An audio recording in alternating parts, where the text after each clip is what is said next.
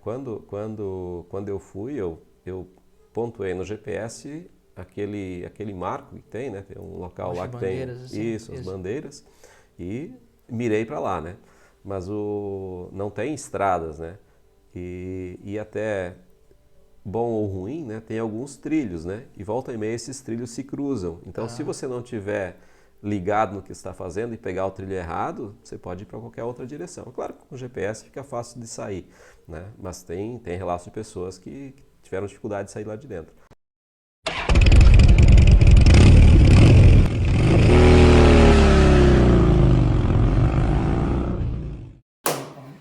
senhoras e senhores, bem-vindo ao Quilômetro de História. E hoje sou recebido em terras catarinenses, né, em Jaraguá do Sul, hoje se tornou um amigo, né, depois de 5 anos, com o primeiro contato nosso profissional em si. Nós sempre falávamos de moto e pouco do trabalho.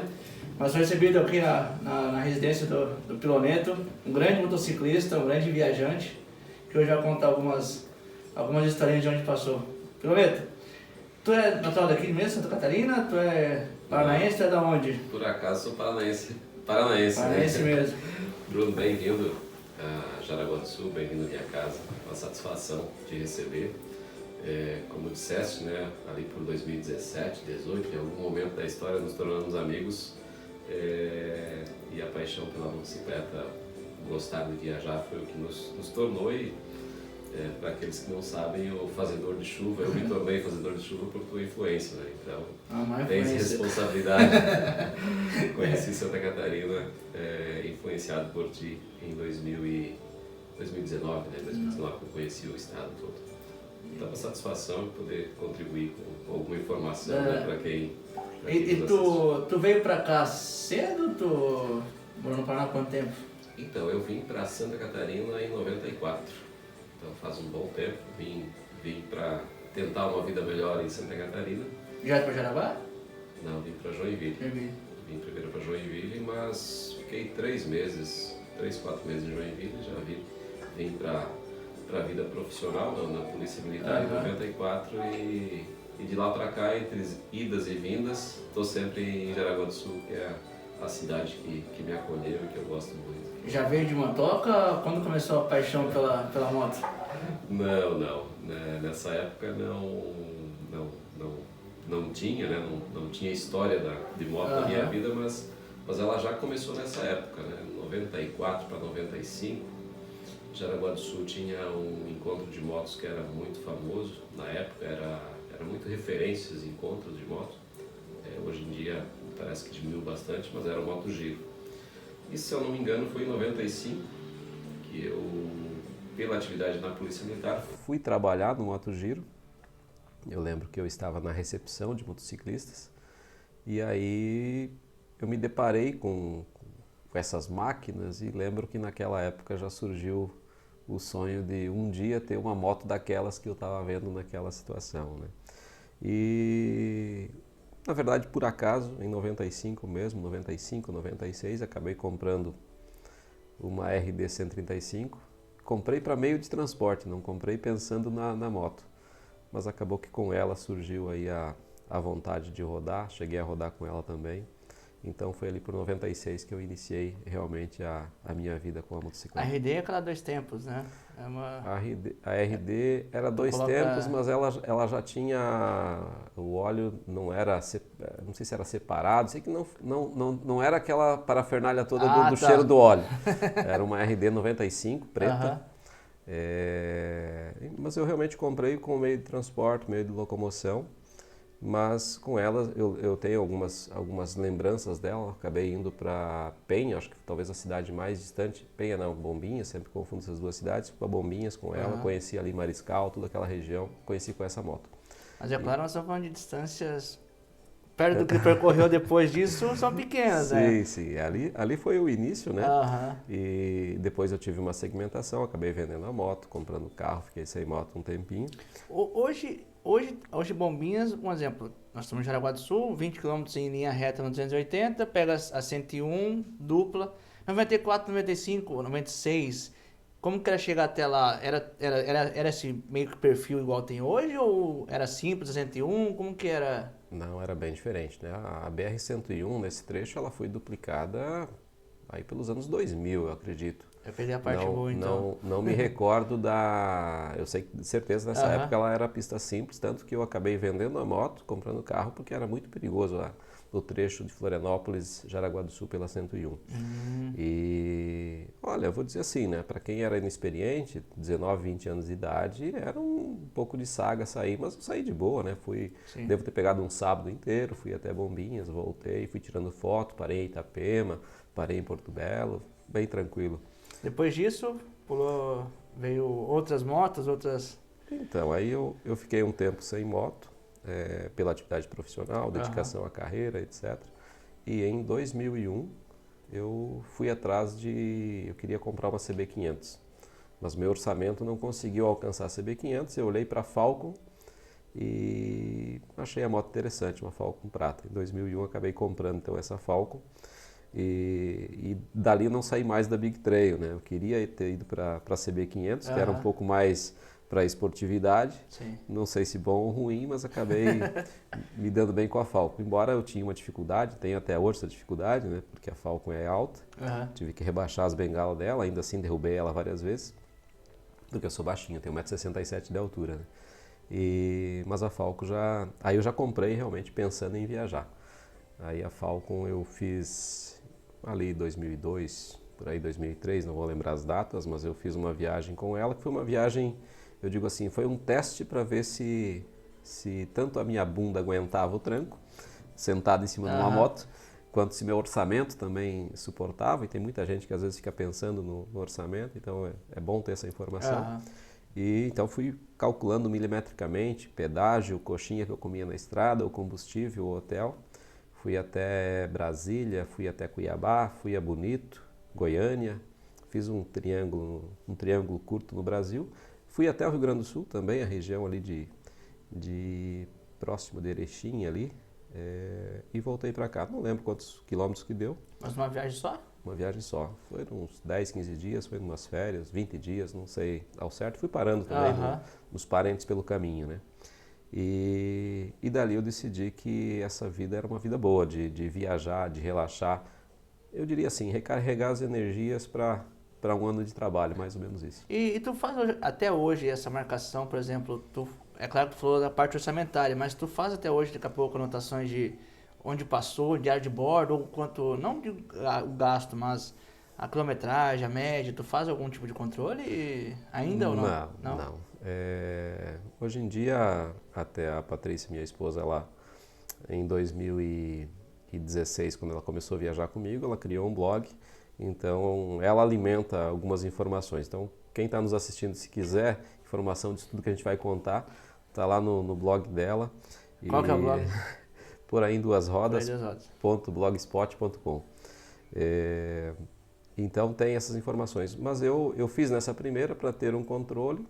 Claro que a gente sempre vai controlando o orçamento ali para ver quanto gasta, mas a informação que eu construí foi o seguinte: é possível, né? Você não é tão caro viajar de moto, dá para ter esse hobby, dá para ter uma vida de um pouco de aventura de moto sem gastar tanto dinheiro. Nós estamos falando de praticamente 20 anos atrás. Como que eram as condições, por exemplo, GPS até hoje dá falha. Eu errei vindo para tua casa aqui hoje. Até hoje dá falha, mas como que era há 20 anos atrás, igual tu falou, tu foi até Brasília, Mato Grosso do Sul, Rio Grande do Sul, numa viagem só, foram praticamente, tu passa São Paulo, passa Minas, Brasília, Mato Grosso do Sul, Goiás, 5, 6, 7 estados, praticamente 8 estados percorridos. Como que tu chegava nos lugares, como é que tu se planejou primeiro, né, porque Google Maps hoje tu vai, baixa outras. Sim. Tem até um aplicativo, o pessoal indicou esses dias no grupo do Fazedor de Chuva, que você coloca as cidades, vamos dizer para aqui, coloca Joinville, Jaraguá, Guaramirim, tal, coloca aleatório e o próprio aplicativo faz a rota menor. Melhor definição. Isso, mas como que era 20 anos atrás? O que tu fazia para pesquisar ou... Então, eu me recordo que na Falcon eu tinha uma bolsa de tanque, essa bolsa de tanque depois eu aproveitei na outra moto também, e ela tem aquele espaço, que inclusive na minha moto de hoje também tem esse espaço, e eu ainda até hoje uso o mapa físico. Eu digo assim, eu não consigo viajar sem o mapa físico. uso o GPS, uso muito pouco o celular, né, mais o GPS, embora o celular, né, o navegador do celular é mais atualizado, mais propício, né? Mas nessa época eu viajava com mapa físico. Tem alguns que vão perguntando, né? Eu, claro, na viagem nem sempre tem todas as informações, mas o mapa físico me socorria nessa época, enfim, fazia uma boa leitura do trajeto antes, ia acompanhando, quando fosse necessário, num trevo, alguma coisa, parava, conferia se estava indo para a rota correta. As placas de trânsito também sempre ajudam bastante. Aham. Então era relativamente tranquilo. Não dá para dizer que era difícil. Não, pelo menos os trechos que eu fui não eram tão difíceis assim. Mas e as condições, eu digo, de trânsito? Hoje tem muito mais, eu tenho essa noção que tem muito mais carro, muito mais movimento em todas as rodovias. É isso mesmo? Cresceu o número das pessoas se locomovendo e tudo mais, os transportes em si? Eu acredito que sim. Acho que na época a gente tinha bem menos movimento nas rodovias. Hoje em dia, o Brasil, né, nos trechos que a gente anda, normalmente você tem bastante movimento. Eu diria assim, né, se a gente comparar as rodovias do Brasil com as rodovias que eu conheço aqui na América do Sul, nós temos pouca rodovia para muito trânsito, né? E acaba tendo até um risco maior nesse aspecto. Mas nada que não consiga ser vencido com cuidado. Nossa. E tu ficou com a Falcon até 2000 A Falcon eu fiquei com ela até eu comprar uma XT. E a XT eu comprei em 2007 para fazer uma viagem no início de 2008. Dali para frente eu não fiquei mais sem moto, né? Aham. Então a Falcon colou na XT e a XT eu comprei para fazer uma viagem com mais 2 colegas. Nós fizemos, aí já viajei, não dá para dizer que é em grupo, né? Fomos em 3, Aham. mas subimos o Brasil, né? Daqui atravessando São Paulo, Paraná, São Paulo, Goiás, chegamos lá em Belém do Pará. Foi uma viagem de 10 mil quilômetros, de Belém a gente cortou para o litoral, fomos até Maceió. E de lá descemos mais ou menos pela 116, passamos Aham. até em Belo Horizonte e voltamos para o sul. Também foi uma viagem, eu diria assim, né? Foi uma viagem ensaio para ver como é que se comportava andar em grupo, porque a gente planejava mais tarde ir para o exterior. Então essa foi uma viagem interessante, conhecer o Brasil, foi a primeira vez que eu saí realmente mais distante, conhecer o Nordeste, conhecer a realidade do sertão nordestino, do semiárido nordestino, um calor infernal, era início do ano, janeiro, fevereiro, alguma coisa assim, bastante quente para lá, uma viagem muito interessante. E o ensaio deu certo? Como foi conviver em grupo? Essas viagens que tu fez antes foi sozinho, mas do sozinho para viajar em grupo, como é que Isso. foi a experiência? Com a Falcon eu fui sozinho, Aham. a motoca e Deus, né? E nessa viagem fui com mais 2 e realmente foi um ensaio e deu certo, tanto que para o Ushuaia a gente foi nós 3 e incorporou conosco mais um terceiro, né? Então fomos em 4 pro Ushuaia. Mas foi logo em seguida? Não, para o Ushuaia a gente saiu daqui no final de 2012, saímos em 25 de dezembro de 2012, viramos o ano na estrada e voltamos em janeiro. Foi na virada de ano. Mas essa foi a primeira internacional ou teve antes? Primeira internacional, saímos... E direto para a mais longa. Até outro dia o colega me perguntou sobre viagem e eu diria assim, né? Se eu fosse fazer a opção hoje, né, com um pouco mais de experiência que a gente acaba ganhando, não faria uma viagem com uma perna tão longa, internacional como primeira. Embora eu tinha feito essa no Brasil, já estava experimentado, mas uma viagem internacional. E eu brinco, né, que o Ushuaia ele separa o homem dos meninos, né, porque você sempre vai ter adversidade, você sempre vai ter algum tipo de dificuldade na estrada, a natureza vai te impor essas dificuldades e acaba que, na verdade, nessa viagem a gente tinha uma limitação de tempo, né, então acho que ficamos 16, 17 dias na estrada e eu digo assim, para ir para o Ushuaia merece pelo menos 20 dias, 25 dias, dependendo do teu calendário. Então, se fosse hoje, eu recomendaria fazer uma viagem mais ao norte, né, mais para a região de de Mendonça, Bariloche, até mesmo atravessar para o Chile aqui em Santiago, né, para ter uma experiência e depois vai com mais calma para Ushuaia quando estiver mais tranquilo. E tu pegou todas as situações do Ushuaia que são comentadas, por exemplo, o vento forte mesmo, que tu tem que andar inclinado, o rípio, tu pegou todas essas adversidades assim na primeira viagem e o comportamento em si, né? Porque é diferente do Brasil, né? Nesse sentido, tu pegou Sim. situações adversas diferentes, né? Sim. A gente, bom, a época ainda era a tecnologia, as comunicações eram mais difíceis, mas mesmo assim você pesquisa, você lê relatos de pessoas que foram. Eu costumo dizer que tem um pouco de mito na história, que tem às vezes um pouco de exagero, claro. Cada um de nós vai contar a nossa versão dos fatos, a nossa percepção dos fatos, colocando os nossos filtros, né? E quem faz essa leitura também tem que colocar os seus filtros, né? Mas efetivamente, quando eu falo que separa o homem dos meninos, é porque não é dizer assim, não, é tranquilo ir para lá. É tranquilo, mas você tem que estar preparado para enfrentar essa questão que você falou. Vai ter vento? É quase certeza que vai ter vento. E eu me recordo de pegar vento. A primeira percepção do vento que nós tivemos, eu lembro que nós saímos, acho que foi de manhã, saímos de uma cidade e nós fomos com duas XT 660, uma Transalp 750 e uma Teneré 250.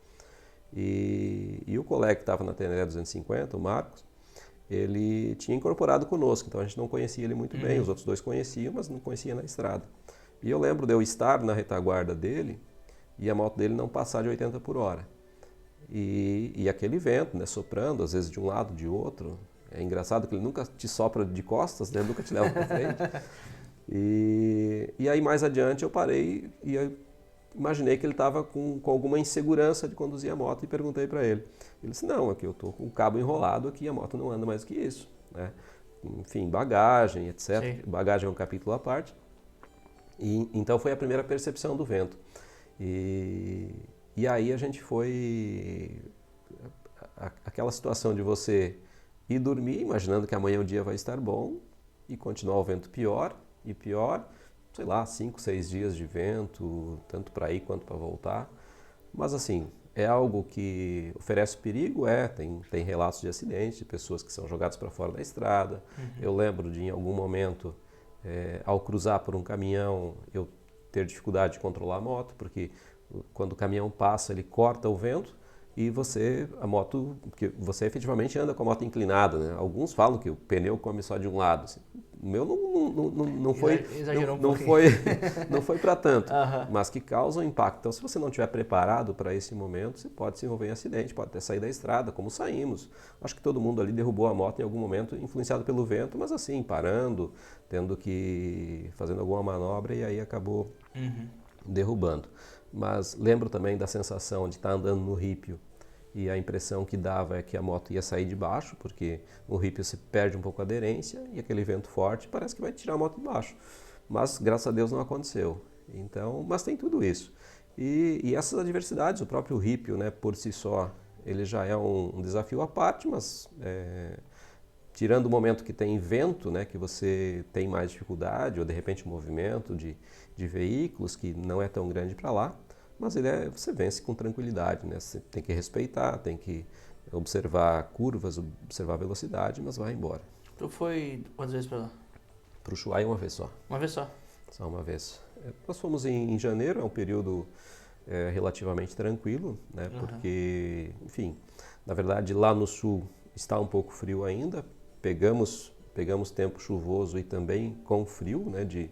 Eu me recordo de estar ali pilotando a moto, né, a XT, embora com a proteção de chuva, mas pilotando de teimoso. Não, estou congelando aqui, mas vamos embora. Então, essas adversidades tem, mas tudo se enfrenta. E hoje em dia também os equipamentos já estão melhores, já está um pouco mais fácil de vencer tudo isso. E depois dessa, embora foi uma bem longa, mas depois dessa tu começou a explorar onde exatamente? Então, nessa viagem, essa viagem ela pautou as viagens que viriam depois, né? Como nós descemos, basicamente, né, os viajantes vão conhecer, aqueles que de repente pretendem ir vão mais ou menos entender o cenário. Nós descemos pela Ruta 3, né, que está mais próximo do litoral argentino, e voltamos até um trecho pela Ruta 40, né? Então, isso deu quase que um triângulo. Não é um triângulo que o pessoal da matemática vai brigar, né? Mas você acaba pegando mais o sul da América do Sul. E aí depois as outras viagens eu fui percorrendo paulatinamente para cima até chegar no Peru, né? Dentro do Chile, fez então a Argentina, depois fez o Chile, numa outra viagem. Isso, Na verdade, para ir para o Ushuaia, a gente é obrigado a passar pelo Chile, isso, né? No sul. Tem ali o Estreito de Magalhães, que já está no Chile. E fomos também, na volta, fomos em Punta Arenas também, que está no Chile. Mas é algo muito pequeno, né? E aí, numa viagem seguinte, que na verdade foi já... Antes disso, eu acabei fazendo uma outra viagem também com casais, né, que fomos somente aqui Buenos Aires, Montevidéu, e mais aqui uma viagem mais curta também para as garupas se adaptarem também para o cenário. E aí depois, aí eu fiz 3 viagens que eu fiz somente com a minha esposa, sem nenhum companheiro. Mas aí já foi com outra moto, né? Já tinha, nessa época já tinha trocado de moto.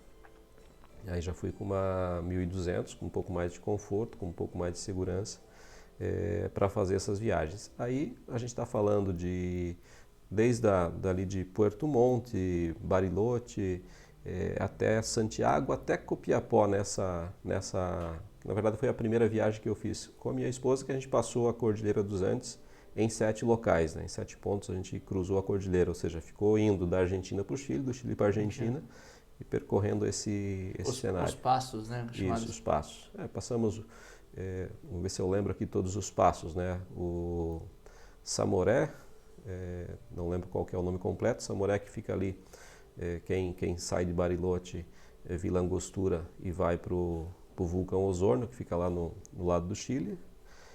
Acho que é Antônio Samoré.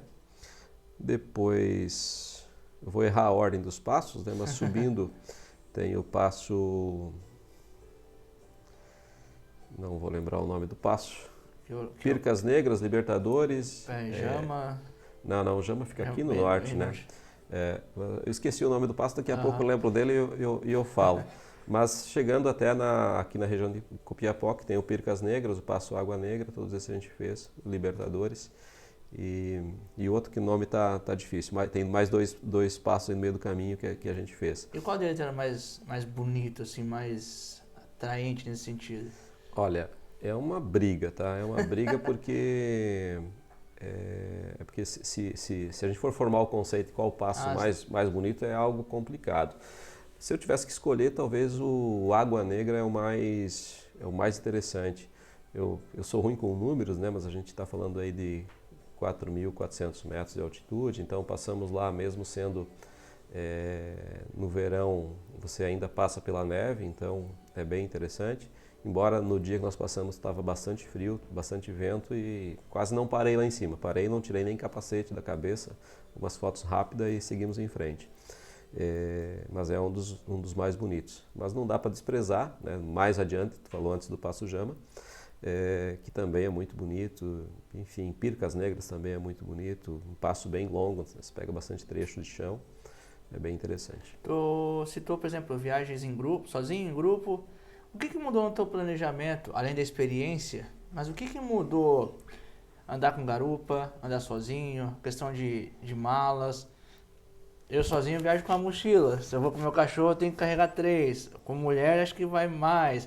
Como é que mudava dos planejamentos em si? Até mesmo rodar em grupo, vamos lá, 500 km por dia. Sozinho rodo 1.000, com mulher rodo 600. Como que mudava para ti isso? Então, você falou da questão da bagagem, né? Mas eu não, ao contrário do que muitos vão falar, né? Eu aprendi a fazer o exercício de reduzir a bagagem, né? No Ushuaia, a primeira viagem internacional, eu levei bagagem para passar uns 3 meses na estrada, né? Então, muita coisa voltou sem ser mexida. E ali você vai aprendendo. Ainda hoje eu acabo levando coisas que eu não uso e olha que eu já estou bem comedido. Mas aí o desafio com a esposa é a redução de bagagem, para você conseguir acomodar tudo ali sem levar tanto peso, porque o peso tem várias influências no comportamento da moto, no consumo, enfim. Tem uma atividade que sempre é bem marcante, né? Você para no hotel, leva a bagagem, desarruma a mala, depois no outro dia tem que arrumar a mala, voltar, então quanto menos, mais fácil, né? Mas o planejamento das 3 viagens que eu fiz, indo somente eu e a esposa e os filhos em casa, então ele exige uma cautela a mais, porque você não pode errar, né? Você tem que ir e voltar com saúde. Então esse é o maior desafio, de você ter a responsabilidade de conduzir a moto, sabendo que está levando a mãe de seus filhos na garupa e que os filhos estão esperando que o pai e a mãe retornem para casa.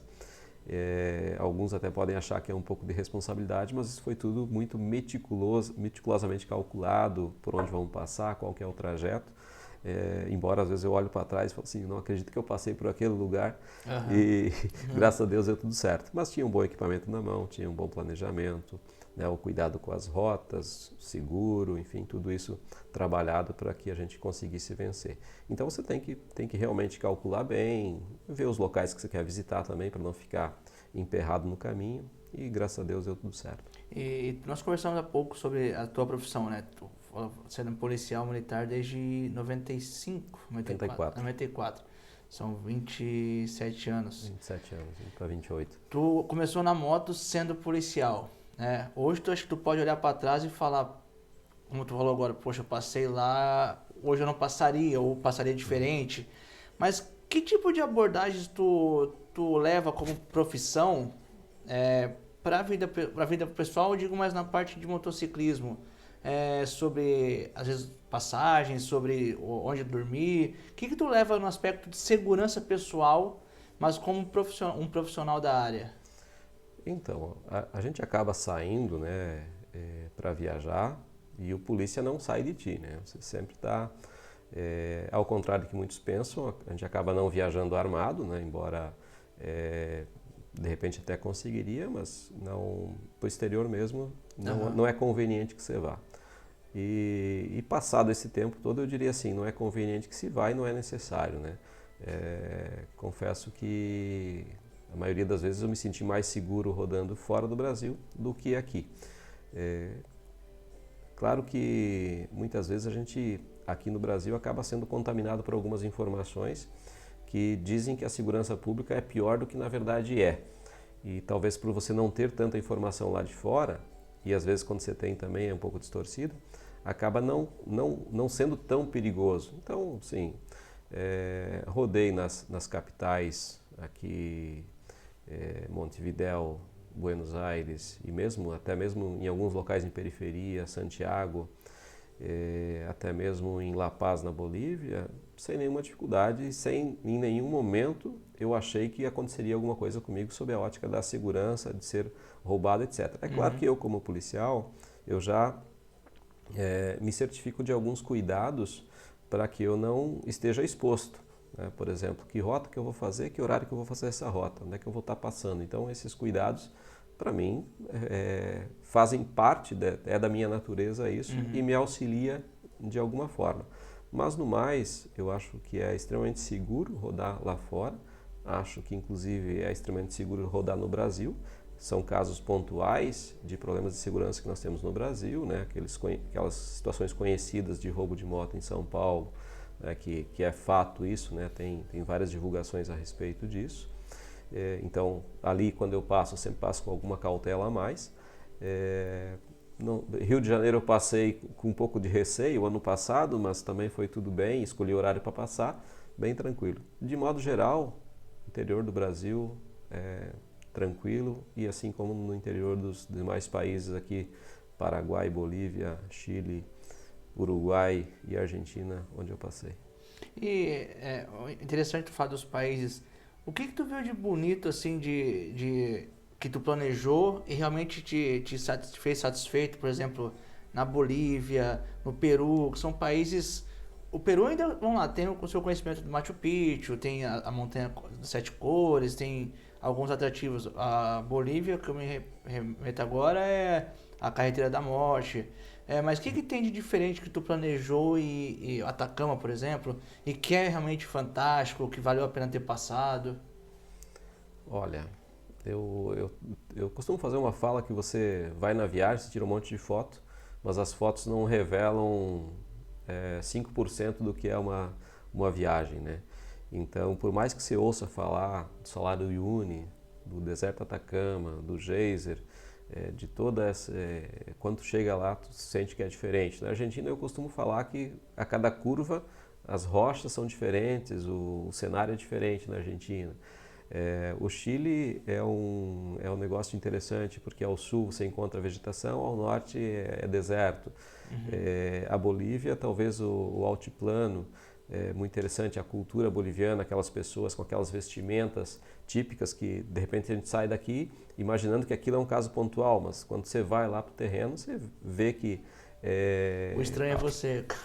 Não, e as pessoas estão com aqueles trajes típicos, estão trabalhando, é aquilo que eles usam no dia a dia. Então é muito surpreendente. É como a gente ir no Rio Grande do Sul e ver o gaúcho, né, trajado com piochado de gaúcho. E lá é muito marcante isso.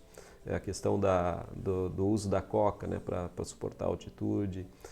No Peru também tem as peculiaridades. Então, para mim isso tudo é marcante, isso tudo é diferente e assim, sempre que eu penso nesse cenário, sempre volta a vontade de ir novamente para esses lugares, né? Falando em altitude, eu acho que tu me contou uma vez numa das conversas no batalhão sobre uma média que tua moto fez, acho que de 50 km por litro. Foi na altitude, né?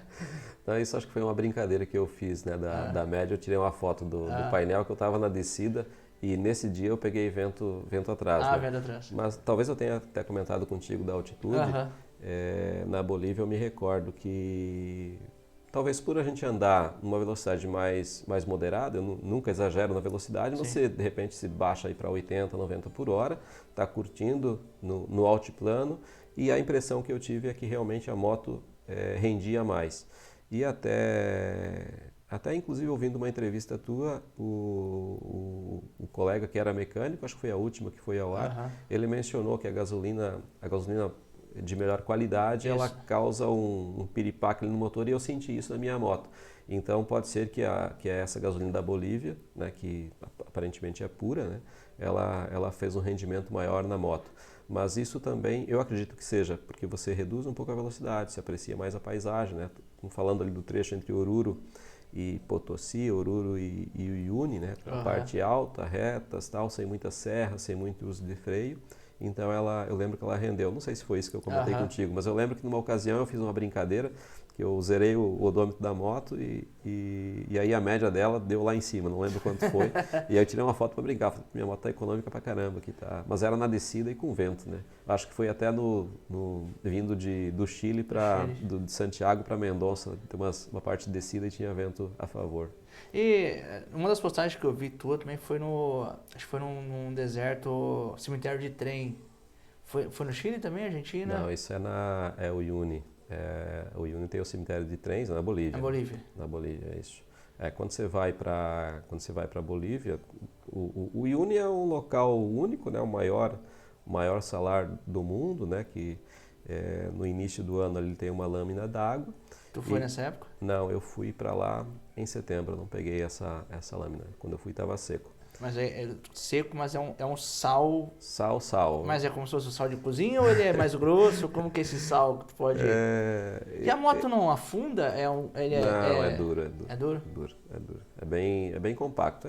Se você imaginar a terra vermelha do Paraná seca na estrada, quando ela dá aquelas rachaduras, assim, é mais ou menos esse tipo de situação. Claro que é totalmente diferente, é tudo branco, né? Você olha uma imensidão de branco, é muito fácil você ter desorientação espacial, porque quando você entra, você perde todo o horizonte, né?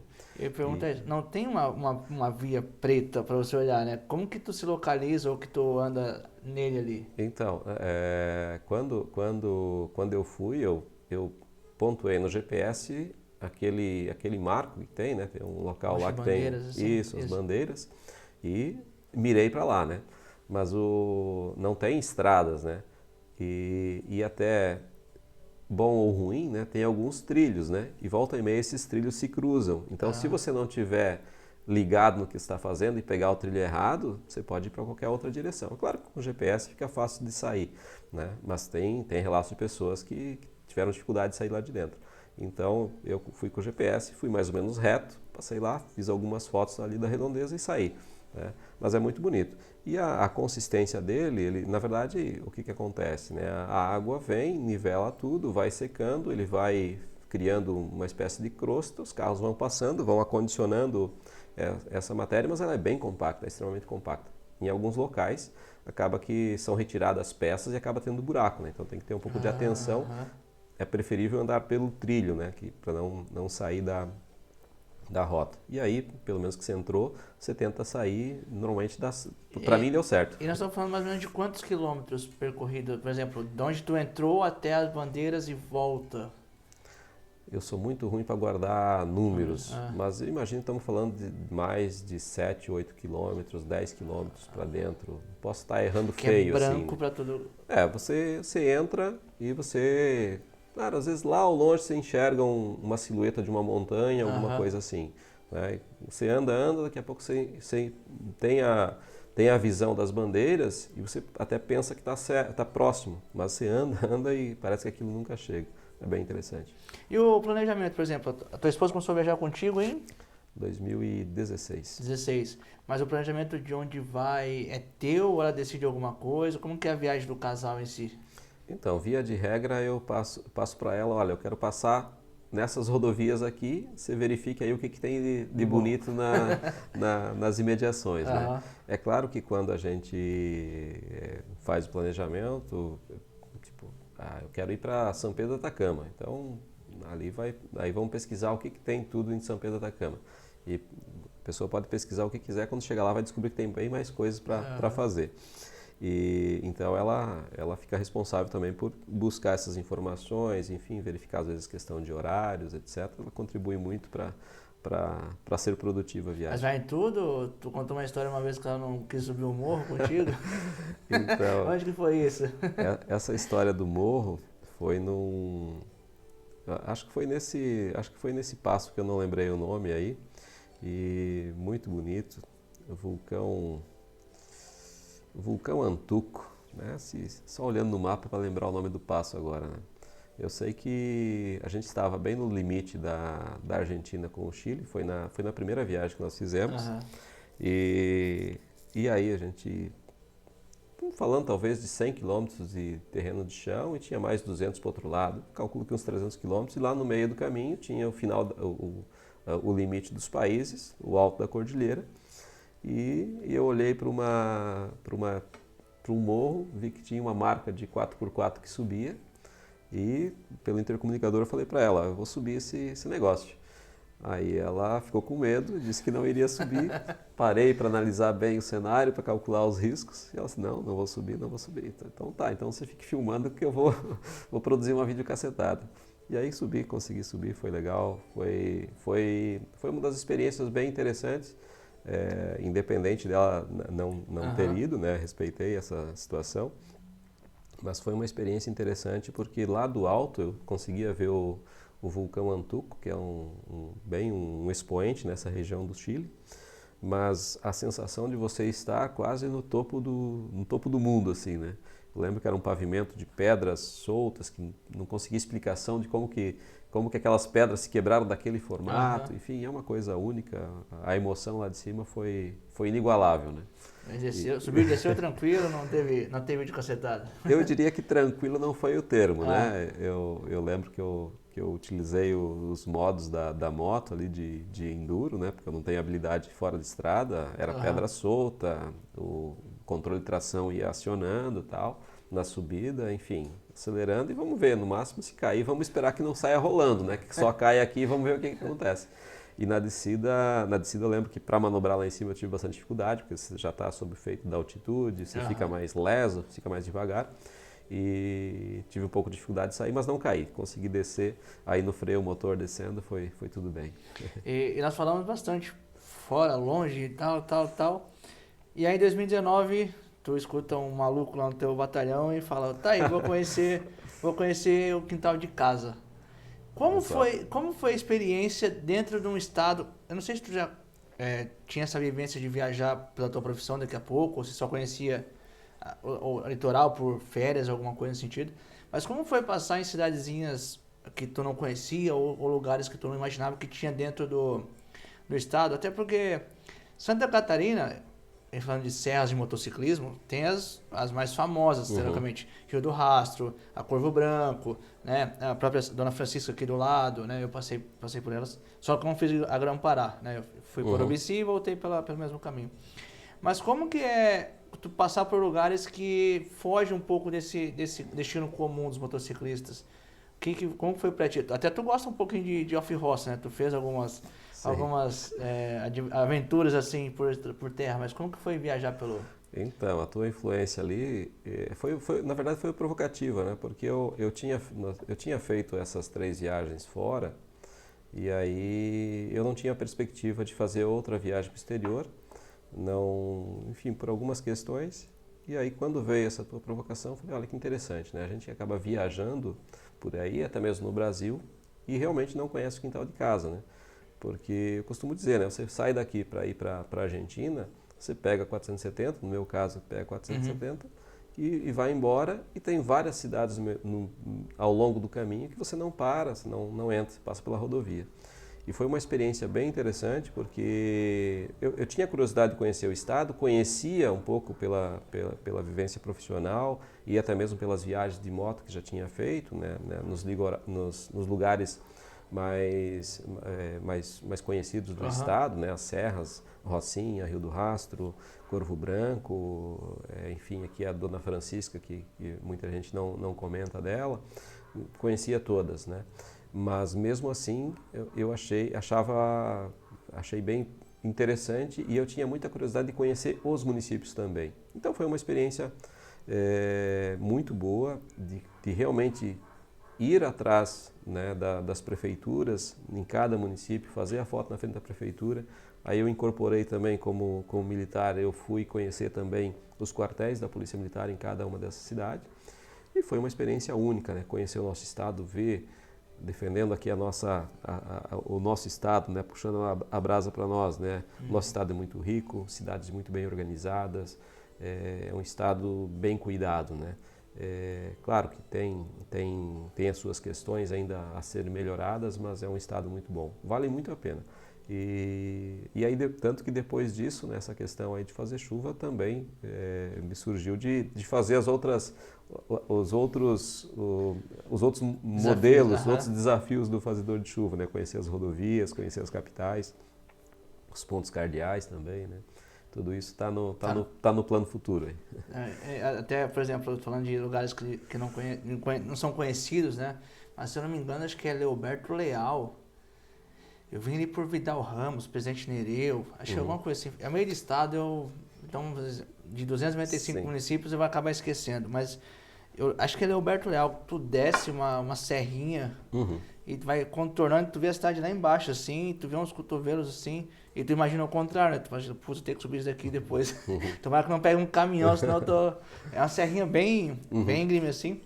E acho que é Leoberto Leal, quando eu sei pra Petrolândia, Rio do Sul, acho que foi alguma coisa assim que eu sei. Ali, acho que tá pra cá de Alfredo Wagner. Ali isso.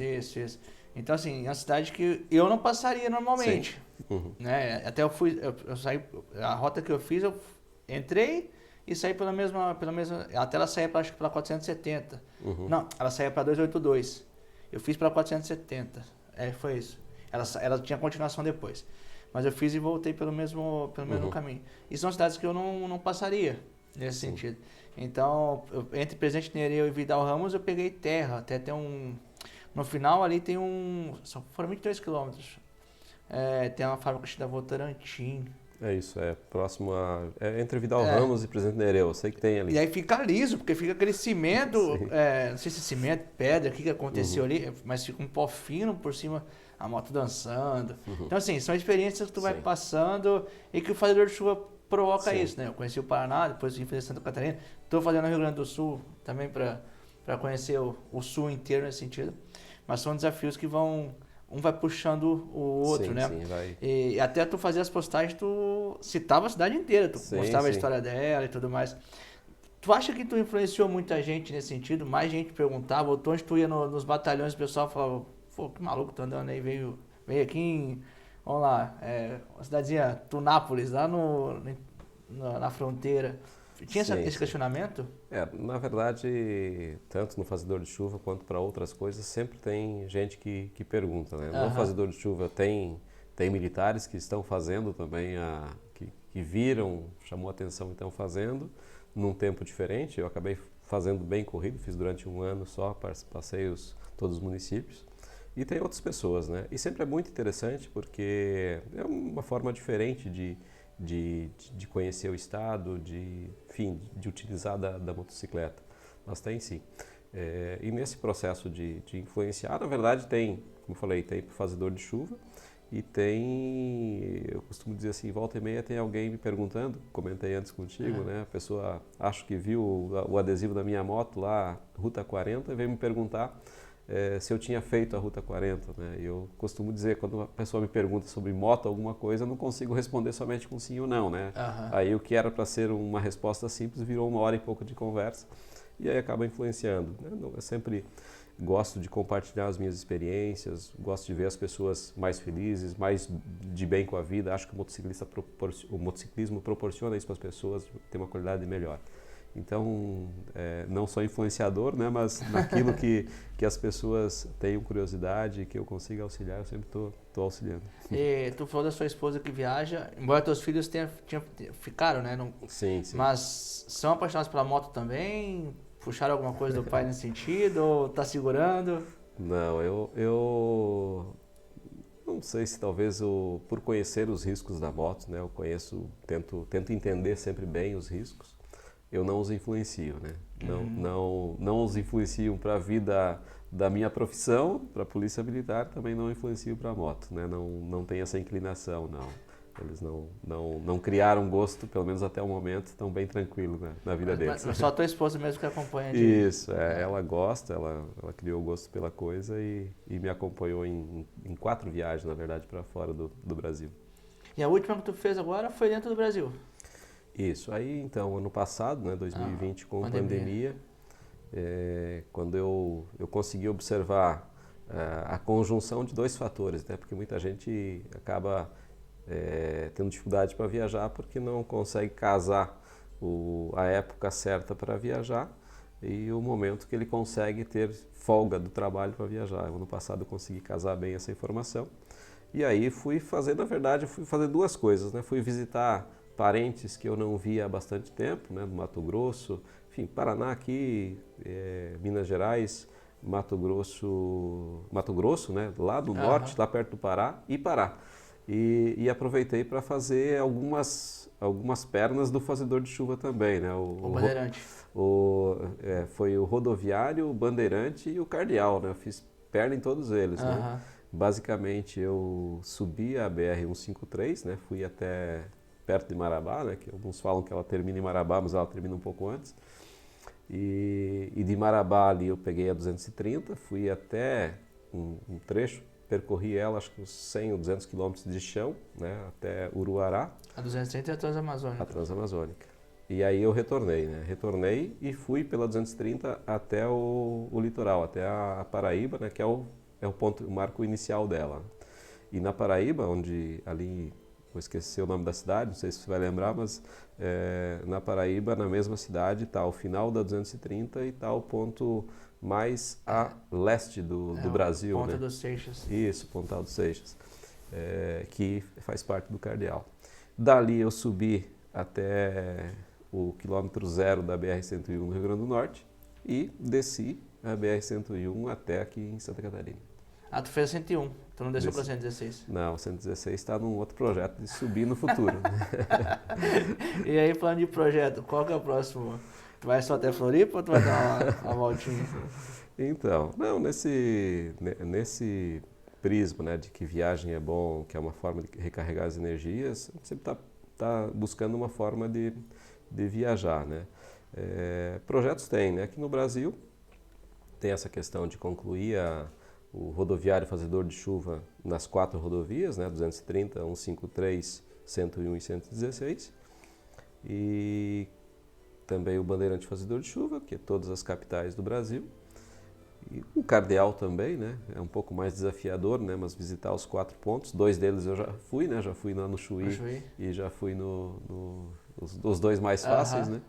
E então tem esse projeto sim, né? Mas ele requer bastante tempo, né? De viagem. Então, no momento, pela agenda profissional que eu tenho não tenho condições de fazer. Não posso contar com esse tempo de saída. Então, estamos esperando lá para 2023 talvez conseguir realizar alguma coisa. Agora, por enquanto, é voltinha curta, por perto, né, aqui na região mesmo. E tu pensa em repetir Ushuaia? Penso, na verdade, eu gosto de viajar de moto, gosto também de viajar de carro, né? Também já fiz viagem de carro com a família, né? Para levar os filhos também a conhecer, né? Para que eles não criem gosto pela moto, a gente leva de carro.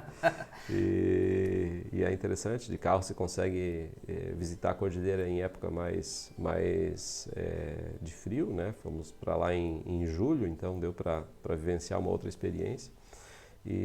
Mas sim, o Ushuaia sempre está nos planos.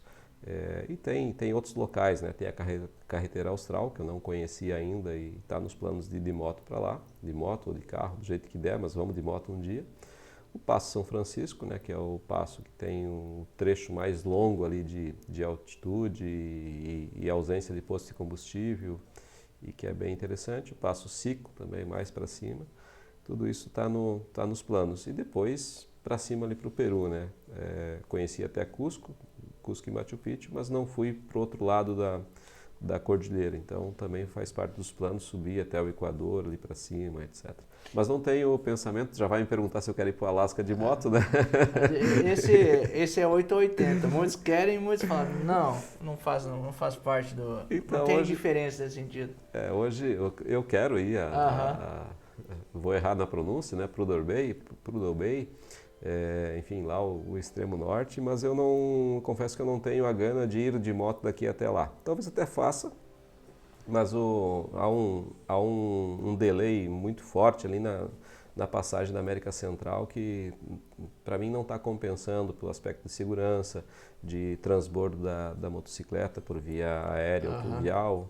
Então hoje não faz parte dos meus planos, mas se eu lá adiante conseguir ficar um tempo maior na América do Norte, eu vou circular toda ela de moto, assim como também pretendo circular na Europa também de moto no futuro, né? Então isso tudo faz parte do planejamento bem lá para frente. E falando agora sobre o combustível, tu falou, tu passou algum problema, por exemplo, o Alberto no episódio 4 ele citou que na Bolívia foi ruim de conseguir foi ele que contou. Foi ruim de conseguir gasolina porque não vende para estrangeiro, ou vende mais caro, enfim, tem limitações. A Argentina é muito pura. Tu passou por problemas, ou até, igual tu falou agora, de ausência de posto por longa distância. Tu fez o norte também, do Brasil. Tu passou problemas assim de autonomia, de alguma coisa assim? Sim. Tem 2 aspectos, né? Em relação à Bolívia, né, que o colega comentou no outro vídeo, não lembro quem é que foi, né? Eu vivenciei uma situação em Oruro, né? Eu fui abastecer a moto, parei no posto e o frentista disse que não tinha combustível. Disse, não, tranquilo, não tem combustível, tudo certo. Virei as costas, como eu estava na cidade, fui para outro posto. Quando cheguei no outro posto, também não tinha combustível, mas o caminhão estava descarregando. Eu visualizei o caminhão descarregando, perguntei no meu portunhol ali e tal, mas me pareceu que ele não tinha vontade de abastecer minha moto. Mas a história que contavam, né, nessa época, estamos falando aí de 2017, né, é que eles não vendiam para estrangeiro, etc. Né, e aí a gente foi compreender com os passos seguintes. Né, no próximo posto que eu fui, eu abasteci, só que aí foi interessante, o frentista foi lá na bomba, deu um comando e o valor que estava ele duplicou, triplicou, alguma coisa assim. O combustível é vendido na Bolívia em 2 valores, um valor que é para o cidadão boliviano e outro valor que é para o estrangeiro. E isso é regulamentado lá no país e é assim que funciona.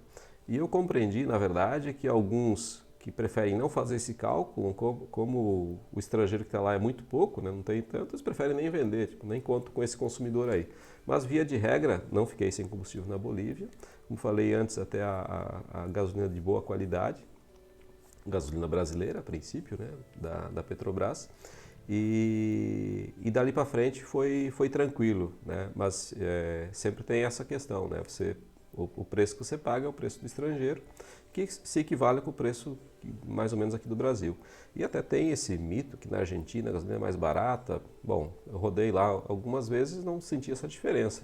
Até ao contrário, aqui no norte da Argentina eu sempre achava ela mais cara, mais ao sul, mais na direção da Patagônia, que eu acho que é onde estão as refinarias deles, ela se torna tá com preço menor, né?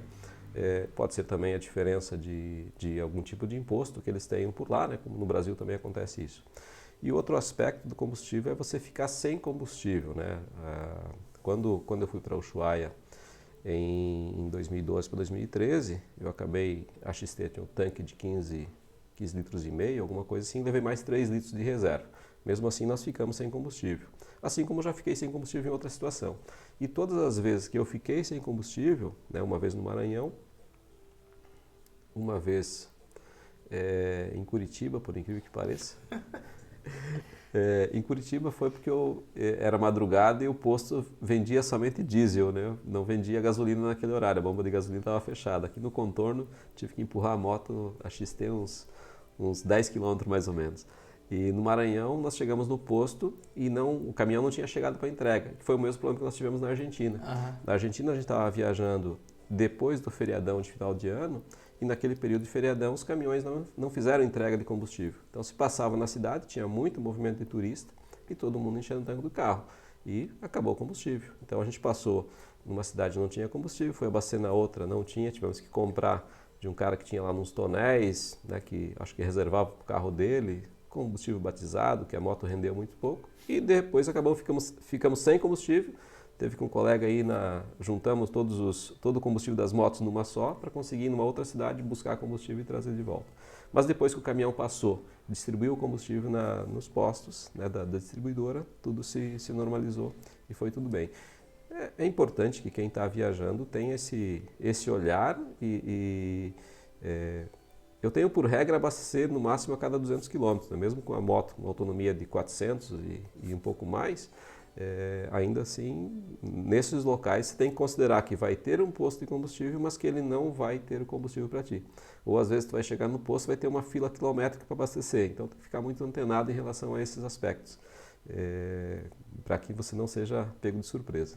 Mas eu não julgo, eu fiquei sem gasolina no mesmo dia, 2 vezes, e aqui perto. Uma em Fraiburgo, empurrei a moto naquela sobe e desce, acho que é Monte Carlo ou Fraiburgo, Monte Castelo, não lembro a cidade. Acho que é Monte Carlo. 7 da manhã, um frio danado de julho. Ainda bem que tava frio, né? Nossa, mas por dentro tava suando. E 7 da manhã e 6 da tarde em 3 Barras. Nossa.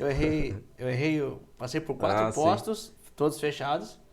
Eu saí de Mafra para pegar 280. Eu entrei na 280, acabou a gasolina, entra a reserva, tem mais ou menos 50 quilômetros ali. E aí passo para um posto fechado, passo para outro fechado, passo para outro fechado. Chega a 3 Barras, eu errei a entrada, que o sol estava de frente. Peguei a esquerda, pum, morreu. E morreu, eu não sabia que tinha um posto atrás de mim. Enfim, 2 vezes no mesmo dia. Mas tudo é história. Tudo é história. No dia tu fica com muita raiva. Você fala, nossa, como é que eu consegui? De manhã foi até eu falo que foi concentração. Porque eu faço planejamento antes, escrevo tudo certinho, as rotas. Só que eu mudei a rota na hora. Em vez de eu seguir a 470, eu ia sair Fraiburgo, levar um Rez e ia voltar para 116. Santa Cecília e subir a 116. 7 da manhã, teve frente de prefeitura, sabia que tinha acabado o combustível. Teve frente de prefeitura, e aí eu troquei as rotas ali, beleza, coloca o fone de ouvido pelo GPS, vambora. E não me liguei. Esqueceu do tanque. Esqueci do tanque de combustível. Acontece. Então, o Ronaldo falou muito sobre pilotar, né? Tu tá na moto, tem que pilotar. Sim. Mas tu mudou teu foco ali de cidade, às vezes o destino, tu esquece que tu tem que abastecer. Quando fui lembrar, tava a 15 km de Fraiburgo. E aí as 2 vezes, né, foi ajudado por pessoas que passavam, né? Um, o Jorge de Zorteia, e o outro foi o apelido dele é Rutas, né, de Curitiba, que foi até os postos. Imagina, estava carregado, fazendo chuva pelo estado. Mas realmente fica o aprendizado de, se for mudar a rota, abasteça. E é bom que sempre tem alguém que ajuda, né? Eu, quando estava fazendo chuva, eu ajudei uma pessoa lá no oeste também. Passei por uma moto pequenininha e empurrando, falei, acho que está com um problema ali. Voltei, E era combustível. Eu fui no posto e trouxe 1 litro de gasolina para a motoca. Isso tem o companheirismo, né? Sim, Mas, faz parte. Falar em companheirismo, obrigado pelo vinho, obrigado por ter Satisfação. recebido nós, realmente eu queria essa conversa há muito mais tempo contigo, né? Nós conversávamos já há muito tempo, né? De fazer de tu contar a tua história em cima das 2 rodas ali e realmente desejar que tu rode muito mais, que daqui a pouco nós nos encontramos de novo e tu possa contar mais aventuras, quem sabe ter acabado já as pontas do Brasil, os países, chegou a fazer o grande cacique no Alasca, mas realmente foi fantástico. Valeu, obrigado mesmo pela recepção. Show de bola. E pessoal, até uma próxima com mais histórias, mais motociclistas e mais experiências. Valeu, tchau.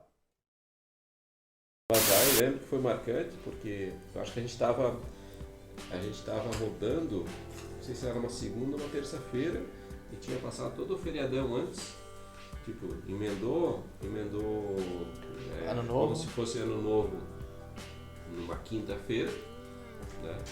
E aí então parou não sei nem se não era 10 dias sem combustível, eu sei que foi um negócio, tanto que o colega que foi buscar combustível, ele foi numa cidade já maior, uma cidade lá com, sei lá, 100 mil habitantes, talvez, 70 mil habitantes, e o posto na entrada da cidade também não tinha combustível.